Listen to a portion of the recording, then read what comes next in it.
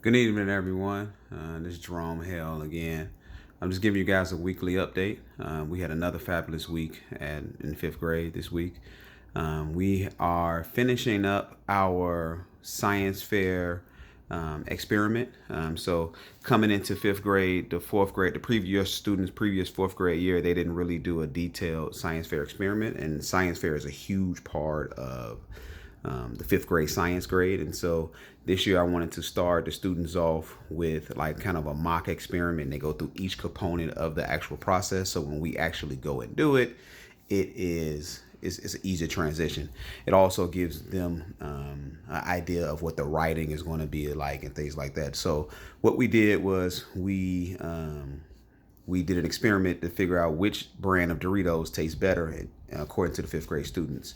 So they brought in the regular Doritos, they brought in Walmart brand Doritos, Winco brand Doritos, as well as fries, my personal favorite.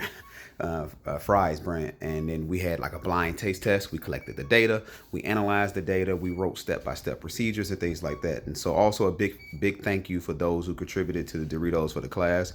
It's greatly appreciated. And so we're finishing up that process and writing it, and they've been getting into groups just like a science fair. It's just a group effort that we've been going little by little by little. And so they're doing each little part of it. So this week we'll finish up with the conclusion. Also, they're still working on their writings. I'm starting to grade the summer vacation writing prompts. Then next I'll be working on the superhero origin, and then it'll be their villain origin. So those are three writing prompts that your students should have pretty much completed at this point. They're just waiting for me to be graded. So and that's typically how the process will go. I mean, it's like over 80 students, and so it takes me at least 5 to 10 minutes to grade each paper. So you can imagine how those add up real fast. And I want to give them the attention that they deserve. So sometimes there's a little gap in between from when the actual writing prompt is done and then the grade will actually see it.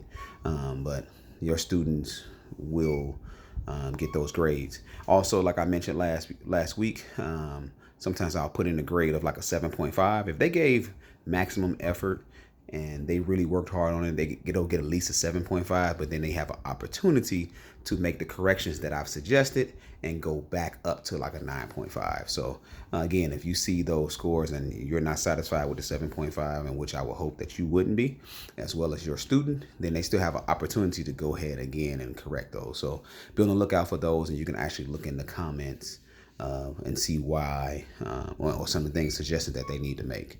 Also, if there are some writing prompts, you can also take a look at them at any given time. And I made a tutorial last week on how to go ahead and check it. So even though I haven't got to those papers, you can always look at those papers and can help your students say, hey, how about we make these suggestions? And then before I even look at them, it could be a paper that's already, ready to go, a solid paper before, so they don't have to go back and forth with the 7.5 and then go back if you've helped them look it over.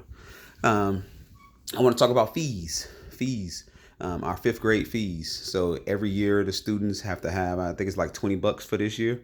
And that covers pretty much all our field trips and stuff for the year. And this year we have some pretty cool field trips, but unfortunately we can't get those field trips unless we get those fees in.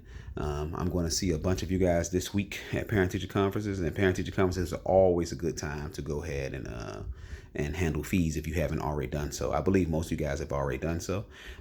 It's also an opportunity too.